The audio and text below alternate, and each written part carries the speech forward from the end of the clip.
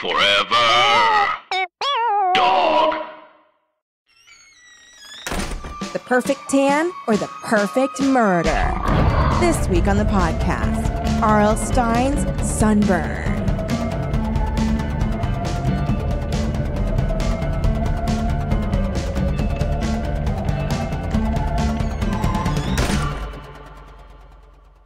Welcome to Teen Creeps, the podcast that discusses YA pulp fiction. I'm one of your hosts, Lindsay Kaitai. I'm another one of your hosts, Callie Nugent. And today is Sunburn. Sunburn. Burning in the sun for 2 chapters. Dude, this girl is literally burning in the sun for 2 chapters. Just her face. I was so annoyed by this book. Why is it called Sunburn? Because her face is burned. He set up such what I thought was going to be a very cool thing. Mm-hmm. Okay, first, do you want to read the back of the book? I have a stupid omnibus. Okay, here, let me look We're for trapped. Let's do this. Or I'm going to try to make I have one up. one. Oh, okay. Okay. Never mind. Do you want to make one up? Okay, I'll try to make one up and then you'll say that one. Okay. Okay. When Claudia Walker was invited to see her old camp friends from last summer, she jumped at the chance to stay at her friend Marla's fancy-ass mansion on the beach, a private beach. But as soon as she arrived, the accidents began happening. Could it have had anything to do with the death of Marla's sister last summer? Probably. Okay, that was really close. Claudia Walker was in search of the perfect tan when she accepted her friend Marla's invitation to spend the weekend at her cliffside beach house. Little did she know that horrible, fatal accidents would occur on the beach and in the house. Or are they really accidents? Oh, or are they really accidents? This book has got a couple of 1-star reviews here. As it should. I can't believe how close I was. You were really close. That was really good. I gave up at the end, or I would have stuck the landing. No, yeah, that was really I could good. have stuck the landing. Really, really good. I chose not to stuck the landing. Okay. So I texted you before Yeah.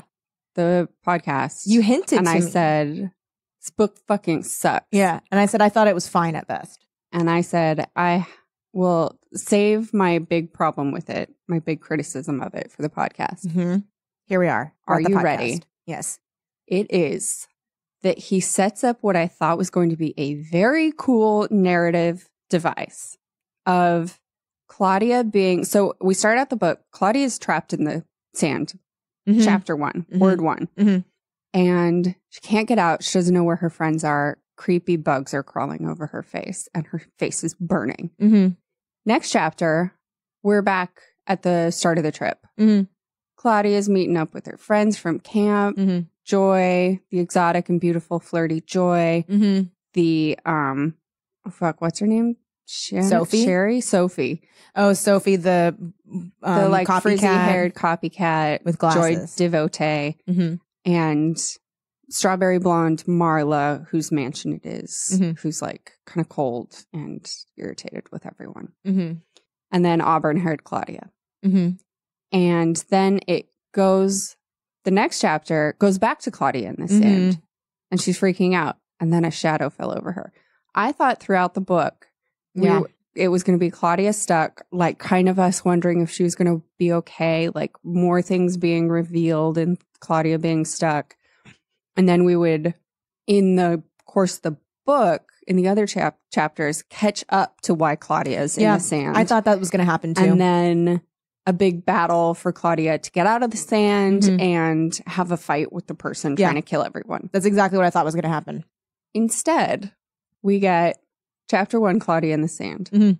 Chapter 2, everybody meeting up at the beach house in the Mhm. past. Mm-hmm. Chapter 3, back to Claudia being in the sand. A Mhm. shadow falls over her face. Mhm. Chapter 4, it turns out we're still in Claudia in the sand. Mhm. Turns out the shadow was a cute boy who helps her right out of the sand. Mm-hmm. And that's it. Mhm. That's the last of Claudia being in the sand, getting a sunburn. Yep.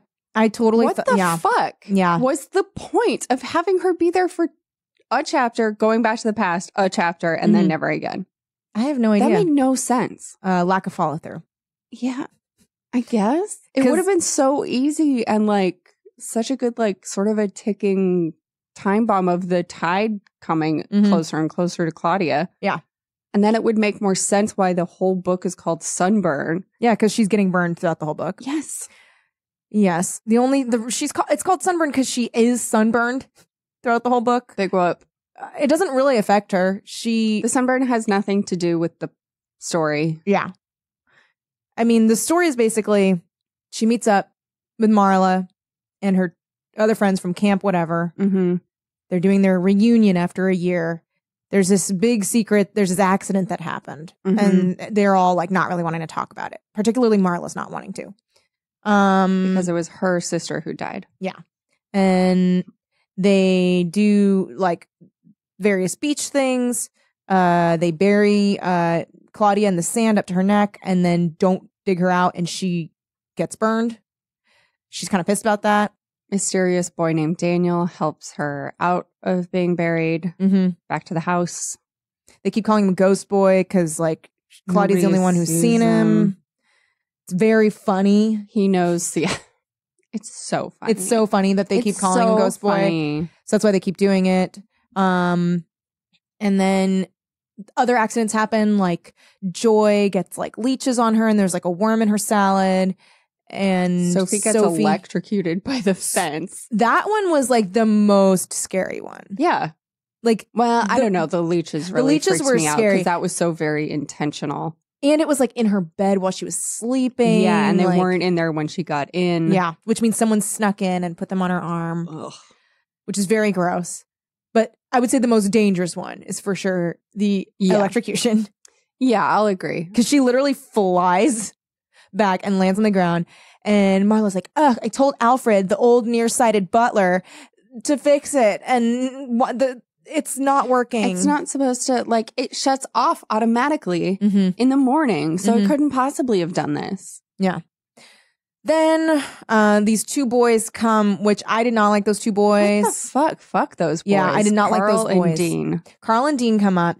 They're like, the girls are having like beach time. And this is right after that poor Sophie gets electrocuted. Yeah, and after Claudia got burnt in the sun because she was buried. So they're both like cowering underneath an umbrella while Marla and Joy are like swimming in the beach. Then these two boys come up. It's a private beach because it's on a bird sanctuary. Yes. So these boys come up to them via surfboards on the ocean. On the ocean. They flosh over. They were floating in the ocean on some boards.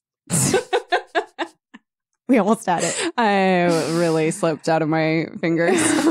Like sand. On the borscht. On the borscht. Borscht. They surf on the borscht. So they borscht up. They come out and they're like, hey ladies, what's up? And we're Carl and Dean. And Marla's like, get the fuck away from us right now. And everyone's like, whoa, Marla. And the guy's like, what up? We're gonna eat all your food. Yeah, sorry.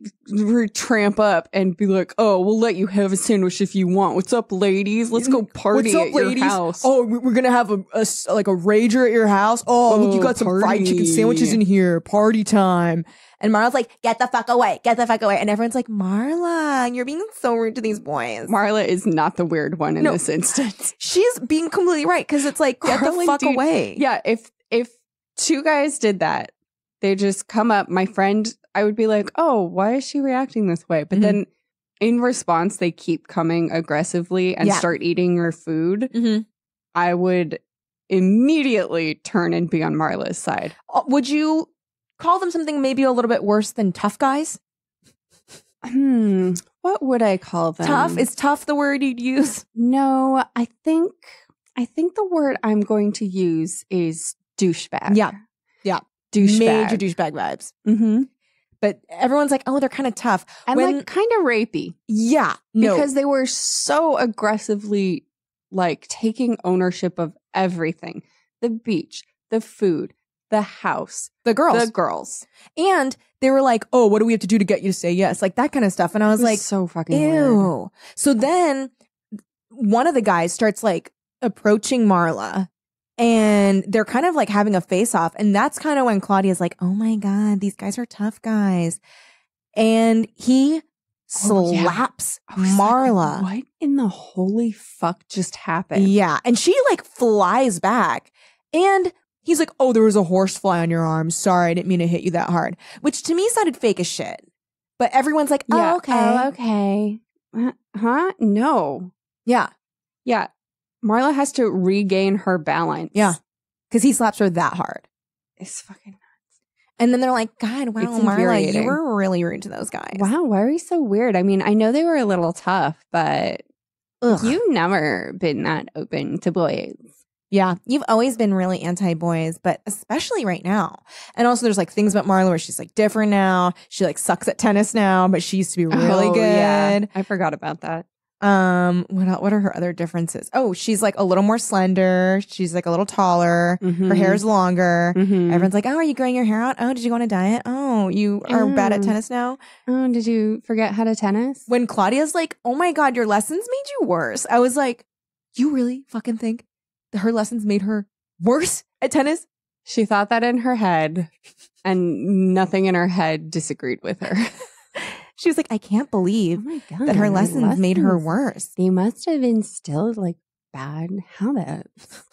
Instead of like, oh, it seems like she literally forgot how to play the game. Yeah. And she looks a little different. And like, what in the holy shit? Why did nobody know it was her? Get it? Because here's the thing. The girls knew both of those girls last year. And they're not twins. They're not even the same age. No, they're not twins. They are a year apart. And so you guys, they just saw her last year. The end of the book it's not Marla. It's fucking Allison, who was supposed to have died at camp the previous year. But she's just her sister. Okay, one of the fake outs I really hated. There were 20 to choose from. Okay, so there's two that were my worst ones. Uh-huh. The first one is Daniel, the ghost boy. Sure. Sees Claudia at the pier. Mm-hmm. Oh, yes. I know what's going to happen. Let's go on the Ferris wheel. And he's like, I've got 2 tickets, baby. They get on the Ferris wheel. It's moving. They like kiss. It's like so romantic. Then the Ferris wheel stops and like, oh, they're letting people on. And the very last part of the chapter is that he reaches out and pretends to grab the moon and falls out to his death. Falls to his death. She sees him fall to his death. To his death. These are the words. Oh, no, I wasn't seeing him fall. I was seeing Allison fall because I was remembering when Allison fell off of a log at camp. This is how sight works. And I was like, there's no resemblance between these two characters. All you had to do, fucking Earl Stine, all you had to do, what infuriates me about Stine is that the writing, like the words and descriptions itself, doesn't bother me. Yeah, it's fine. But then he pulls shit like this. He pulls gimmicky shit like this. Mm-hmm. And it's like, you don't have to. Because all he had to do was like, and Daniel stood up and reached for the moon. And I felt my pulse begin to quicken. Like, oh, I'm having a panic attack. It like brought me back to Allison's accident. Because the whole goal is to get us to know what happened with Allison. Yeah. So it's like literally like my stomach dropped because I remembered the last time I saw someone up high or something. Yeah. And then it was like, it all began. And then fine, we're there. Yeah. But to be like, and then he literally fell to his death. Daniel reached out. He fell. Daniel fell. Daniel fell. This is a fact. Daniel fell to his death. No, just kidding. He didn't. It was Allison, and it's a memory. I was remembering when Allison... You stupid piece of shit. It was such a like smarmy move. Like, it's just very like, hey, see what I did there? Fell to his death. Just kidding. It was a memory. It was a memory of someone else falling. And then the other thing that I didn't like was the reveal of like, oh, you guys thought it was an accident that Allison died? No, it was not. Because hated that. It technically still was an accident. It was exactly the same. Because I was like, oh, dang, someone killed her? Oh, yeah. Did Marla kill her? Yeah, dang. No. They just, instead of being like, Marla, don't cross the log, they were like, Marla, hurry up and cross the log before the... Oh, sorry. Yeah. Allison, hurry up and cross the log before the counselors get here. Uh-huh. She does it. She falls. Both times. Yeah. In one version, all it is Allison. In the first version we hear... Allison says, you go on ahead, I'll catch up. Mm-hmm. And they run. And in the second version, Allison says, "Oh God, I'm going to fall." And they run. Mm-hmm. That is not a different version of the story to the extent that it was said it was a different version. When you say, well, maybe it wasn't an accident, and then you show me that, because I expect it isn't. She didn't even say maybe it wasn't an accident. It actually wasn't an accident. She's like, she was killed. You guys, we have to accept. Yeah, it wasn't an accident. And everyone's like, you're right. As though they all had a pact. Yeah. Not to talk about it. Mm-hmm. And then so then Claudia like lets us in on the memory again. It's the same except for that. And then she's like, it was so hard to remember the thing I'd been suppressing for so long. And it's like, you mean that sentence? Yeah. And you shut up. Yeah. So basically, like, the whole thing with Allison is she's very annoying. She's 1 year younger. She like rats on them all the time at camp. They're like playing a game. They're playing Truth or Dare. She insinuates herself into the game. They're like, go away. And she's like, no, I want to do Truth or Dare. And they're like, fine, dare. And she's like, what are you going to dare me to do? And Marla's like, cross that log at night. And she says it because Allison's afraid of heights and has never done it during the day. And they're all like so rude about it. Like, she's like, I can do it. And they're all like, no, Allison, don't even bother. Like, we're more athletic than you. Yeah. And they're like, and we did it during the day. And Allison's like, I'm going to do it at night. I'm going to do it. She does it. She falls off. And then the twist is she actually survives, but they find like a bloody shirt and they never find her body. But instead, she's like found by some family. They take her in. She pretends to have amnesia. And they raise her as their own. They raise her as their own for a year. She's like, but I couldn't deny that I was angry. And then, okay, this part I was confused on, where she was like, the last thing I saw was Marla smiling. So that means Marla was there too. Stayed and smiled and saw Allison fall and was smiling. Yes. Dude, Marla was evil. Marla did suck. Yeah. But it's okay because she got killed. She got killed. Allison killed her a week before they came. And in the laziest way, stuffed her in a shed and left the shed door open. Yep. Because they smell her body. Yeah. And then just turn and look into the room and they're like, oh my God, fuck. Who killed Marla? Marla's dead. And they thought that Marla was trying to kill them. Yep. So that was a surprise. That was a surprise that I was like, oh shit, that's a real surprise. And it turned out to be real. We didn't get a fake out. Yeah. And then we sort of got a fake out, but it was an okay fake out that it turned out Allison had been impersonating Marla. I was like, that's a fine fake out. Yeah, because it's heightening. Because that's not a fake out, it's a twist. Mm-hmm. Yeah. He usually, what was another fake out? Because he usually a shadow fell over me next chapter. Just kidding. It was a boy. Yeah. Or a cold hand touched my shoulder. Just kidding. It was Marla. Mm-hmm. Or I looked up and there he was, the ghost boy. Or just kidding, it was two different boys. Yeah. It was two different boys. Every time. Yeah. I did like the atmosphere of like the house. And this has been 2 weeks in a row that we've read like some cool atmosphered places of like beach towns with like a mansion on it.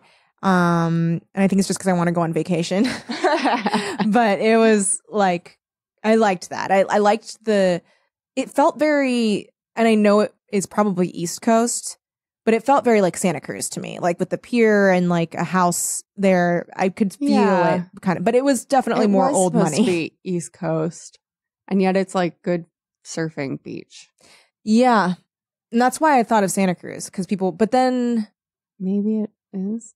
Yeah, I don't know. West Coast? Who knows? No, I don't know. They're surfing all over. Who does know? RL Stine knows. RL, we're gonna get him on the line. So I did like that, like the atmosphere of it. I always like murder on the beach type stories, especially in the summer. And this could make for a good movie. It could.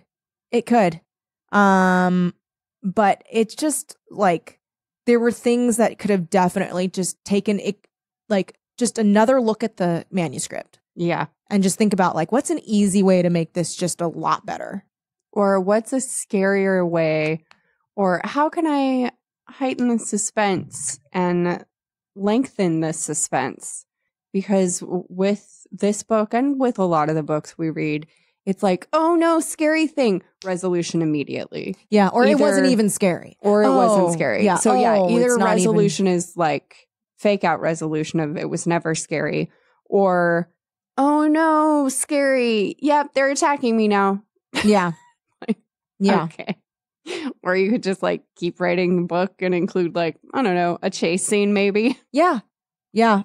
And it is hard to put action in a book. It's true. It is hard because then you have to think like spatially and like what's over explaining and what's under explaining. And sure. But you know, you've written 100 million books, so you should be good at it. Yeah. And it's like, it's not easy, but a lot of action books exist. Mm-hmm. So maybe you should like dip your toe in if these are the kinds of books you write. Mm-hmm. Because they should be action packed. They should. Horror movies are action packed. Mm-hmm. Yeah. Anyway, I was disappointed. These reasons are why I was disappointed. I think like the general beats of the book I liked, which is like, okay, holy shit, this bitch from last year with all this trauma we all experienced together, she's inviting us over. We're going to have a great beach time.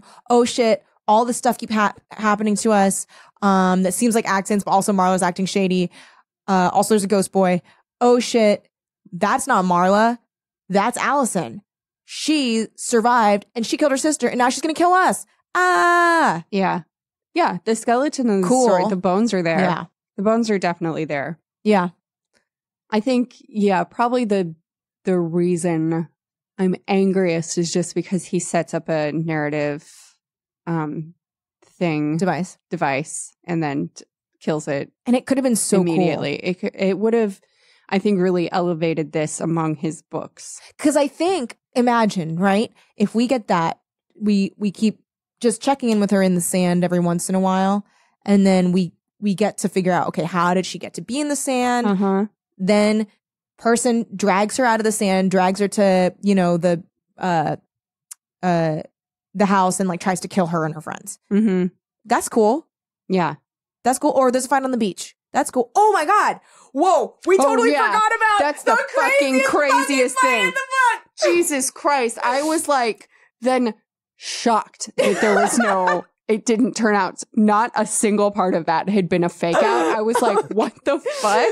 What the fuck? Okay, this part was fucking crazy. It is bananas. Okay. It is like a whole chapter of, it's like that whole chapter was supposed to make up for the lack of action in all the other chapters because so much happened. It seems like a different book. Yes. So she's like, I'm going to go for a walk on the beach. She's like walking on the beach and she's like, oh, is that Marla up there? She calls for Marla. Marla ignores her. Just running. So she just continues running on the beach. She's just like, you know, I've had a stressful time. I'm just going to relax. Then she like hears dog barking. Yeah, she knows she's being like chased. Yeah. By this dog. And it turns out it's the Irish wolfhound that they have on the property that's only used for guarding. Yeah. And Marla had threatened Carl and Dean with that dog. Like saying, I'm going to let it out to attack you. And this dog is like, it is an attack dog. So it starts attacking her and it chomps. So she's like trying to run away from the dog. The dog grabs her ankle. She tries to, this is what she tries to run away. She's like, I can't outrun it. I'm going to outswim it. So she dives into the water, but as she's diving, dog bites her ankle, gashes her leg open. They're tussling in the water. Oh my God. Oh my God. And then of course, you know what fucking shows up because there's blood in the water. A fucking shark. A shark. A fucking shark. Fucking shark. And it's actually a shark. It's a for real shark. It's a for real shark. And the shark fucking kills the dog. It eats the dog. It eats the dog. It chums the dog. Yeah, it is not fucking around either. Let me find the part. Okay. Finding it. Oh, and of course, great, another pet death. Yeah, I know. Seriously.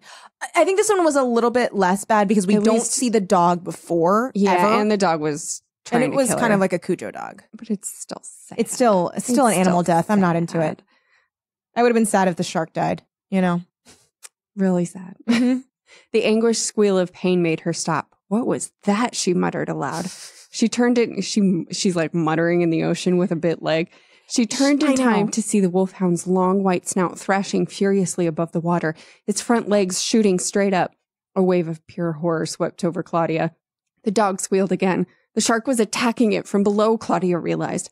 As Claudia gaped in horror, a geyser of blood boiled up from beneath the water. The foamy crest of a wave turned pink. The metallic smell of blood floated out over the tossing waves. Even from where she swam, Claudia could see the water darken with the wolfhound's blood. A surge of nausea made her stomach heave. The dog uttered a final weak yelp. Claudia shut her eyes, but she opened them wide when something coarse bumped against her. Treading water, Claudia goggled at the disgusting object. She opened her mouth to scream, but no sound came out. What is it? What is it? She didn't want to look at it, but she couldn't pull her eyes away. She soon realized that it was a hair-covered chunk of meat, part of the dog. The water all around her was black with blood. Oh! She swam in fucking chum, dude. This is so nasty. Dude, okay, you know what movie I just saw yesterday? What? The Meg. And that shit was lit. I loved it. Oh my God. Colin and I saw it. We were like gasping and screaming the whole time. Like it was like the action scenes were so fucking good.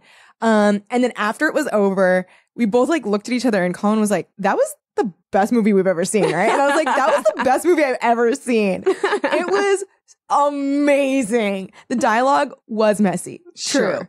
It did have but it did everything you wanted it to do. Yes. I mean, it had a first draft feel to it, for sure. Like a shooting, first shooting script feel, fine. But that shit was crazy. The shark was crazy. The action scenes, there's people trying to swim away from the shark without any shoes on. And so their little feet are like so close to the teeth. So I was Is that dog okay? Okay, can I, spoiler alert, just go ahead 15 seconds. The dog lives and its name is Pippa. Thank you. No. Pippin. Pippin. Okay, good. That's all I needed to know. I'm willing to see the movie now. Yeah, no, the dog's fine. Okay. And it's very cute how it happens. It's really cute. Okay. Also, Jason Statham is the most ripped I've ever seen him. Ever. His shoulder muscles were like grapefruit sitting on his shoulders. Ew. It was like, I was so distracted. Like, I was like, I can't stop. What is happening with the shoulders? Did you know he's like 5'5"? No. Yeah. So man, why do movies are tricking you into thinking that all actors are like close to 6 feet or above? It's apple boxes, man. Apple boxes. Apple boxes and just being real jacked. And just digging ditches for actresses to walk in if they're too tall. Mm-hmm. Micah used to, as part of a job many years ago, I think this was when he worked at Mosaic, he used to deliver, like part of his job was to deliver packages to Jason Statham. And he answers his own door. And he just does like a, thanks, mate. And when he told Colin and I that, Colin was like, I would kill for a thanks, mate from Jason Statham. Was Jason Statham in Snatch? I think he was. I think that was the first thing I saw him in. Brett just did a thing where he looked up, thought about it, and then he nodded. Thank you, Brett. So we know that he was like computing. I found him attractive in that. I was like, oh, that guy's attractive. He's fine. He looks great. No, like he's a little older now, and so I think that's why he's like getting more bulky because he's doing that Sly Stone thing of being like, I gotta just be start to puff out. So instead, let's just jack bulk it out. Yeah. And so I'm gonna like get ripped width-wise, like that. But he still looks good. I asked out when I was I must have been like I was like 19 or 20. And it was my second year of college. And the guy who operated the gate to get into my apartment complex, I thought he was kind of cute. He had a Jason Statham look. Yeah. And I asked him out and he said yes. And then the night we were supposed to go out, he stood me up. I got no call from him. What? I was like, well, I'm not calling him. Who gives a fuck? Yeah. And then at a certain point, he called me and he was like, oh, I'm sorry. I got drunk with my friend and I forgot what night it was. And I was like, okay, well, I accept this. I accept your apology and thank you so much. The more wish you know. all the best. And he got kind of mad. And then it was like, but I had to keep using the gate to enter my apartment complex. That was the dumbest ask possible? Oh my God. What kind of idiot does that? My roommates made fun of me. And they called him Tollbooth Willie. I forget what his actual name was. It was not Jason Willie. Statham. Tollbooth Jason Statham. No, I think Jason Statham's cute. He definitely is, for sure. Okay, good taste. Yeah, they were distracting muscles, but I still would have been fine them being near me. I'll accept the nearness of Jason Statham's muscles. But MVP of the movie for sure is Pippin, that dog. The dog. Cool. Very cool. Good. But yeah, I'd recommend. Seems fucking crazy. Yeah. So I was like in a Meg mood, so I was like, yes, another shark tank. But that was crazy. It is like really out of nowhere how out of hand that gets. Because here's the thing, and then it's never like that again. Never. So she experiences way more interesting than the climax of the book. And she experiences it alone. Like none of the other characters, like they're off just like la la la la la, and she's getting bit by a dog that's getting eaten by a shark, who then just leaves, even though she gets away from the shark. Her leg's still bleeding. Yeah, there'd be a trail of blood leading right to her, and she's thrashing like crazy, right? Or no, she gets pulled into a rip. Yeah. Oh, and then she thinks that's how she's gonna die. Yeah, but somehow she washes up on shore. Marla, J.K. Allison finds her and is like, "Oh my God, you're hurt. Let me take you back to the mansion to like fix your wounds." And I was like, oh, maybe Marla is good. Yeah. But then no. Also, she like tries to kill Sophie because it's Sophie, right? With the water skis. She put in the initial cut in the rope to go water skiing so that it would break. By that time, I was already suspecting that Marla was Allison. Because she was being so different. And I was like, oh, she died. I didn't know that she killed her sister, but I was like, somehow, like maybe in the memory, like we'll find out that the wrong one died or something. Like, I don't know. Something weird happened. So I was surprised that she killed her sister. But so I thought it could be, it was maybe Allison. So then anytime anyone acted like different, I was like, oh, they're also a double. So like when Sophie was like, I got a lot better at water skiing, I was like, oh, you're fake. She's not fake. Sophie. She's fake. Kill Sophie. But she just practiced. That would be really funny if they all found out that they were all doubles and they were like, oh, I guess we have no beef. We're all friends now. So no one told you life was gonna be this way. I did not figure out it was Allison the whole time. I was shocked when it was Allison because I was like, how the fuck wouldn't you know it was Allison? I was not accepting that. Here was the thing. I thought, because I was here in my mind, I was like, well, maybe she like got surgery or something like she just like single white female her sister. But that's not really what happened. She just killed her and got away with it. Yeah, she just killed her and then act like she was her. Which is she did no work to look like Marla.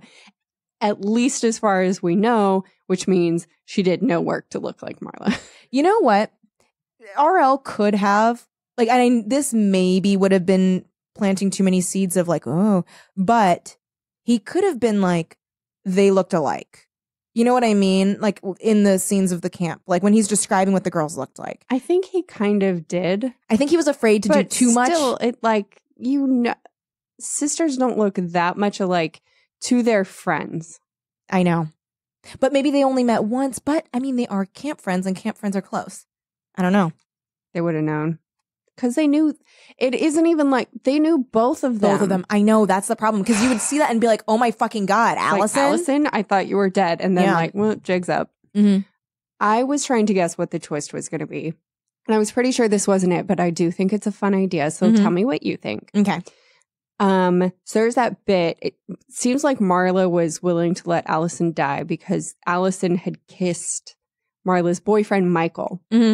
And no one else ever saw Michael, or no one else had met Michael. And then no one had seen Daniel the whole book. So I was like, what if it's Michael? I thought that too. Come back to get revenge for them killing Allison because he was in love with Allison. But then he is kind of creepy and he kind of falls in love with Claudia and he is going to kill all of them, but sort of like is like trying to win Claudia over. Be like, no, but like, I love you. I'm not going to kill you. But he's killed all of her friends, so she still has to kill him. That is a really cool book. Thank you. I didn't think that part. Like, I didn't think it all the way through. Ghost Boy. Just kidding. Just kidding. I was thinking maybe that, because I was like, what's Daniel's situation? I did not call the Daniel thing at all. The Daniel thing was such a lame reveal. I know. It was just like so half-assed. I was like, oh yeah. He's the son of Alfred. Also, that's why I knew the code to get in, and that was it. And that's why he was like reluctant to give his name. They need to give Alfred glasses. Just give him glasses. Why I'm nearsighted. Glasses. Everybody's nearsighted. Like, I'm nearsighted. Wear some glasses. We're all nearsighted. Get some fucking glasses. That makes no sense. But they're like, he's nearsighted. Who just goes around being nearsighted That's the thing. and doing nothing about it? No one does that. This isn't the 1800s. So maybe And there were glasses in the 1800s. I know. Have you seen Ben Franklin around? He was the king of glasses in the 1800s. He invented glasses. Did he invent the bifocal? I think he didn't invent the bifocal. Nice. Smart man. One of the smartest of our time. Of art. By the way, if you use the phrase our time, technically the definition of our time is anything within 200 years. We all share a period of 200 years. Yeah. Yeah, I mean, maybe it was that, like, the parent, because you know how they were like 200 years. It is past. God damn it. Well, you know what? I can't say that anymore. He's the smartest man of the time right before this one. Of the golden era of glasses. That's what he's known for. I was wondering, okay, maybe the parents, because we know that Marla and Allison's parents, didn't really care that one of their kids died. B, treat Alfred like shit. Yes. So maybe they like wouldn't give him enough money for glasses. We know he doesn't have health care. And Warby Parker didn't exist back then. Save up. I'm sorry, but like I have been through, broke periods of my life. I still buy glasses on account of being nearsighted and needing them. Yeah. Yeah. Also, here's the thing. You know who should, if he can't figure it out himself, Ghost Boy needs to help. Ghost Boy needs to be like, help your dad out. Get some fucking glasses. Drive him to the optometrist if you must. Well, here's the thing. He probably can't drive. And also, because he can't see. Also, exactly. Maybe the reason why the parents don't like Alfred so much is that he does a shit job because he can't see anything. Because he's nearsighted. This is so discrimination. And he has to be cleaning. So it's just like a circle. So honestly, I think the villain of the story is Daniel for not taking care of his dad. But we have to hold Alfred accountable too. For his own actions. Yeah. Absolutely. Yeah. Double villain. So the real villain of the piece is nearsightedness itself. And pornness. And porn. Pornness. And porn. Also porn. Poor porn. Oh. It's like when you really porn. When you really feel bad for the people in the porn. In the porn. Specifically that porn you're watching. Oh. Only watch porn that makes you happy, guys. Yeah. Don't watch anything that's going to make you feel bad for the people in it. Find your bliss. Live your truth. Watch porn that makes you feel good. Yeah. Yeah. So yeah, I mean, I feel like that reveal, the Daniel and Alfred reveal was a surprise, but not satisfactory. And also I kind of didn't care. Yeah. Because I was like, he's minorly interesting. Yeah. And then why make Carl and Dean so awful if they don't even matter in the story at all? Why are they so terrible? Because then that leads me to believe that like R.L. Stine just thinks, this is the way boys and girls act when they're flirting. Yeah. It's just like, boys can act like this and girls will still flirt and they find this like kind of cute. Because the characters in this do find it cute. And I do think if nothing else, we have learned that R.L. Stine does not like teenage girls. That's the real flaw with R.L. Stine, I think. He doesn't like teenage girls. He like really thinks badly of them. The only time I ever thought he liked them was in the cheerleader series. Yeah. Because they had actual desires and wants. And took cheerleading seriously. And like had like they wanted to excel at cheerleading and they thought it was important and they had friends and but then this seemed like and he doesn't hate teenage girls. He doesn't just get them. He doesn't think highly of them at all. So well, especially in this book. Characters can be nice. Yeah. But they're stupid and they're shallow. Well, this book particularly, like I felt there was a part where they were watching Bye Bye Birdie. Mm-hmm. And they were like, girls back then, all they cared about were guys. And then someone else was like, yeah, as if that's changed. And I'm like, then also like stop. we're laughing at how like backwards and sexist it was. Yeah. Like, what's going on with you right now, RL? Yeah. And then one of the other girls is like, yeah, but that's like pretty much, or like, what was it? Like all girls care about. Changed. Yeah. And all girls care about is pleasing men or something. Pleasing boys. And then the other girl's like, oh, like that's changed. And I'm like, RL, I know that you're having a girl say that, but you are saying that. Bob. Can we talk, Bob? Ugh. Yeah, these are the only motivations he gives any of his female characters except for in cheerleaders. Mm-hmm. It's boys. That I can think of off the top of my head. Yeah. I mean, but like generally, if you're going to pick up an R.L. Stine book, that's what's happening. Yeah, for the good characters. The evil characters, they can have a variety of like revenge. But also very boys. Often the revenge comes from an issue with a boy. Mm-hmm. So this revenge was just, you killed me. You killed me.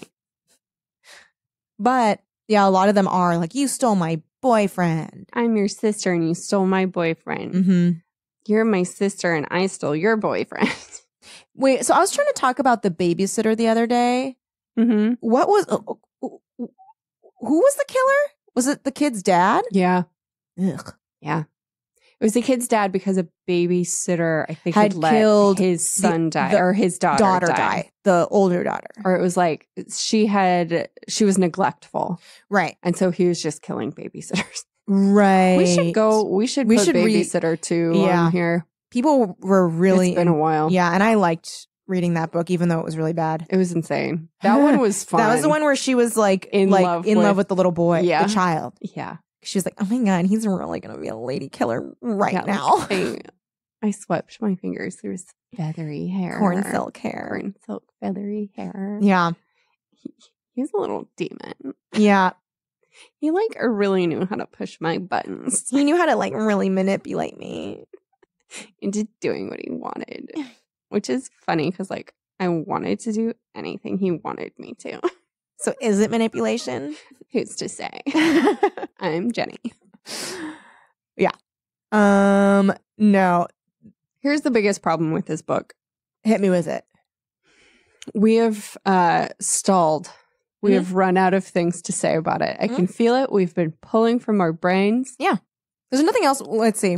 We talked about all the, quote, accidents, right? Yep.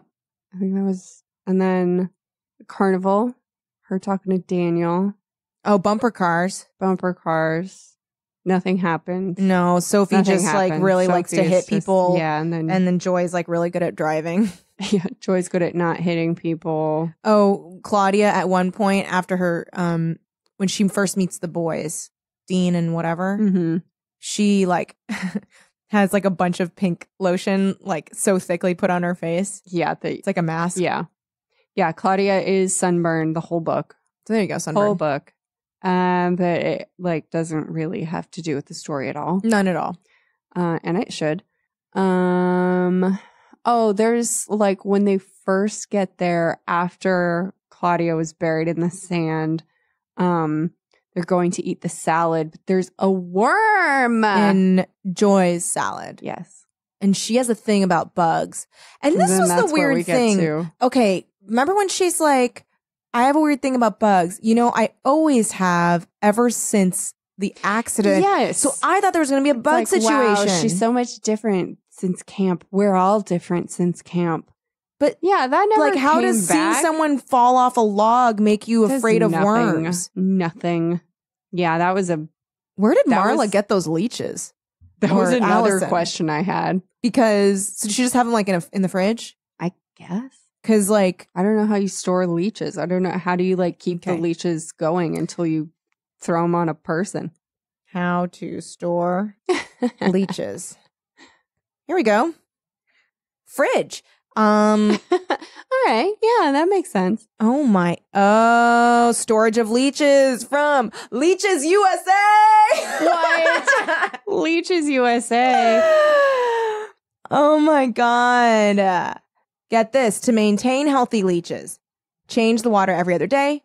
Use distilled, non-chlorinated, or bottled water. So don't use tap. Okay. You should use high root of salt, which is a recipe of you just make make some water. salt. Huh? You just make some salt. Yeah, you just make some salt. They're heat sensitive, so you shouldn't use water hotter than 50 degrees Fahrenheit. So you should probably just always keep them in the fridge, I think, especially during a heat wave. Especially as close to 40 degrees as possible. Oh, that is Don't cool. ever put them in direct sunlight. Otherwise, they turn into gremlins. Mm-hmm. And then you should put a cover over them whenever you can. Makes sense. And then, if you put them in the fridge and you need to use them, it says, sorry, I don't know what you'd be using them for, but it says to put on joy. In this case, leeches may also be kept in the refrigerator. In this case, it will be necessary to remove them from the refrigerator several hours before use. Uh-huh. Yeah, you have to let them stand at room temperature to allow them to recover their mobility. Because I think they get too cold, so they're sluggish. Well, you have get to it. It's leeches. It's kind of like slugs. Ooh, lids are essential though. They're amphibious and they like to crawl around. So you should use a large jar, and then just cover it with a piece of cotton fabric and a sturdy rubber band. Oh, okay. What? If a lid is used, perforations are advised, but they must be very small indeed, as the leech body is elastic and capable of going through remarkably small openings. Ew. So don't overcrowd them. No more than 50 leeches should go into a 10-liter container. Jesus, who is getting 50 leeches? And yeah, what are they being used for? Do people eat leeches? Like, do you kill a leech? Patience. No. I'm now seeing We're not still doing Keep that. fed leeches in a separate container and properly discard as infectious material. Once used, leeches must never be reused on the same patient nor on another patient. What is this, the bells? After detachment or removal from a patient, they are considered contaminated biohazard material. They should be killed by immersion in 70% alcohol solution for 5 to 10 minutes and disposed of. What a mean way to kill a leech. What a mean way to kill a mean. leech. Leeches USA, they're in Westbury, New York. Get this. Do not order leeches by email. USA. This will delay your order. All caps. Warning. What? Okay. Use of leeches medicinally. Okay, use of medicinal leeches. Here we go. What Coming is at ya. leech therapy? Oh my God. What? Is it to cure feminine hysteria? Dental problems? Huh? Put it in your mouth, baby. The fuck is this website? They're mostly used in plastic surgery and other microsurgery. What? Interesting. You know what? Maybe I've heard about this because they secrete peptides and proteins that work to prevent blood clots, also known as anticoagulants. So this keeps blood flowing to wounds to help them heal. They're seeing a revival due to simple and inexpensive means of preventing complications.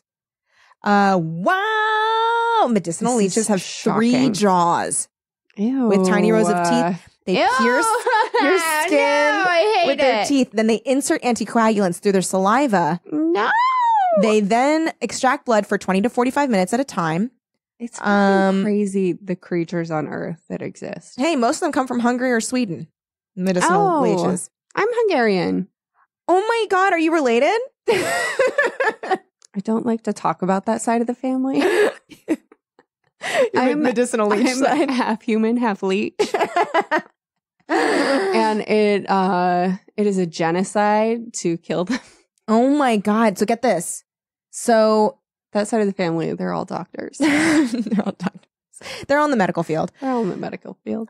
People who may benefit include those who risk limb amputation due to the side effects of diabetes, those who've been diagnosed with heart disease, and those who are undergoing cosmetic surgery in which they risk the loss of some of their soft tissue. It also has been recommended to treat blood clots and varicose veins. That one I get. Oh, if you have hemophilia, though, they say you shouldn't. Well, sure. Shouldn't use it. Don't do that. You already are not Why clotting. would you? Yeah. You don't need any help. Also, children. But I can see a blood clot thing. Children and pregnant women shouldn't do it. Okay. People with anemia or compromised arteries shouldn't do it. It's a surprise. These are a surprise to people who shouldn't do it. Well, anemia, you don't have very much blood, right?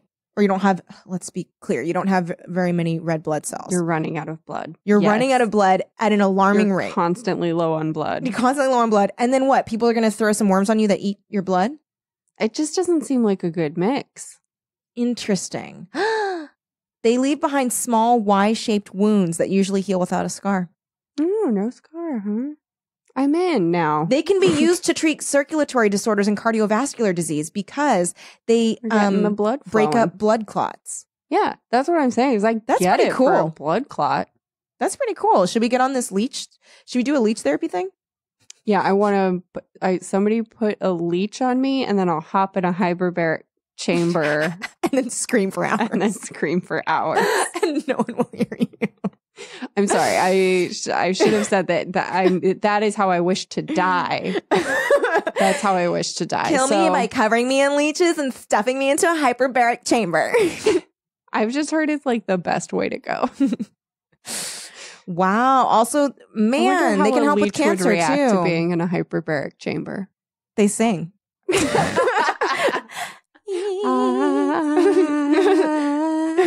Sing. What? They were able to save the foot of a 6-year-old woman with diabetes. Wow. Hey, there's synthetic forms of leech saliva. Oh. So I think we've talked about leeches for more than we've talked about the book. Mm-hmm. There's more to talk about. Have you heard the news? Have you heard the good news about leeches? Hi, we're the Church of Leech. We've left behind the Church of Spore. Spore is no longer our one true dead. God. Yeah. Spore is dead. Spore is dead. All hail the kingdom of Leech. So that's Sunburn. That's Sunburn, man. I mean, sure, if you want just like a quick read that you don't think about it, read it. It just this was a very short one. It was so short, so quick and so short. Yep. You blink and it's done. Quick and short. Quick and short. Just like I like them. Just like I like my leeches, quick and short. I like fast bloodsuckers. And I like them small. Yeah. Well, next week we are doing my Google Calendar map. Is my calendar map? My calendar map. No, my Google Calendar app is for some reason in the cloud. So I'm re-downloading it. Next week we are doing Dream Date. Cool. Yay. That'll be really doing fun. Dream Date by Sinclair Smith. And you know who we're doing it with? Who? We're doing it with Marnie Schur from the AV Club. Woohoo! Who interviewed us. Very fun. That's going to be so fun. She was delightful and looking forward to it. Yeah, totally. Can't wait. Yeah. Hey, do you want to listen to some voicemails? Let's listen to some voicemails. Yay. So this message comes to us addressed Jean Krantz. Chicago. I was just calling in. Rachel because, from Chicago. I love your guys' podcast, and I wanted to share one of my favorite terrible teen novel stories that I love so much. But basically, in like 5th grade, I was super good at reading, and we were in like a summer reading group or whatever at our public library, and I was feeling super superior because I had like read all of the 5th grade books that were like on that summer library list or something like that. So I got permission to read like the 6th grade middle school book, and that would like count towards my points. Yeah. Whatever. I picked out this book. I was super into it. I was feeling like so grown up and awesome, and I wish I could remember the name of this stupid book. Uncle Tom's Cabin. But it was sort of like a Princess Diaries type thing. It was like this girl, it was a teen girl, and she's in, I think, San Francisco, and like one day she comes home and there's a limousine outside her house, and she goes inside and her parents are basically like, BT Dubs, we forgot to tell you that you were born while we were on vacation Crazy in, Rich like, Asians. Liechtenstein or some never mind. weird made-up country. I don't remember where it was. But, like, you were crazy, and you were switched at birth, and you're really a princess of this country, and they just figured it out. Nice. So now we're going to give you back to them. Mm-hmm. And then she goes to whatever this country is, and she is now the princess, and she's doing all this princess stuff, and she's not into it because she wants to wear jeans, and they want her to wear hoop skirts. And Hoop she has like skirts. a robe, and she's into taxidermy, and she wants to be a veterinary. Whoa! So much Hold on, conflict. I'm sorry. But anyways, Is this a horror I was reading book? this book, and I was super into it, and then I got to this part where, like, she was, like, going to this library or something, and there was this, like, somewhat teen, but like definitely a couple years older than her, like, boy who is supposed to be a reporter who, like, follows her to this library, and they talk for, like, a page and a half, and then I remember flipping the page, and, like, on the next page, and the book was like, and then they started making out, and they're, like, making out in this library, and it's supposed to be, like, super passionate, and, like, she's really into this guy, but my 5th grade brain could not wrap my head around what the hell had just happened. I was like, she doesn't know this boy. Like, I don't understand. Like, they barely talk. Like, why is she making out with them? Oh my God. And it drove me insane. Like, I became obsessed with the idea that there must have been pages missing from this book, and it made me so angry that I never got to know, like, what really happened between these two and why they'd be making out. Oh my God. But I think it was just... Oh my God. So the 3-minute mark was reached. Let me see. We may not have heard back from Rachel. No, I think we didn't hear back from Rachel. But thank you so much for calling, Rachel. That is something my mind totally would have too. Like, when you're like in 5th grade, you don't really get like hot, heated, whatever. So you're kind of like, what? I like how sensible it was. She doesn't even know him. That's very adorable. That's so cute. Thank you. Thank you, Rachel. Okay. So this one is from Alex and is addressed to, hi, Teen Chris. Hi, Teen Creeps. This is Alex again. He tried again. so hard, too. He tried really hard. Alex. I have an Teen Creeps? story to tell. Okay. That's not really pretentious, me saying this is Alex again. But anyway, when I was in 5th grade, before I knew I was gay, I thought I had a crush on my best friend. I guess it turns out I just really wanted to be her friend. I don't know. So during like a pre-recorded recording of Obama's inauguration that they showed to all the 5th graders.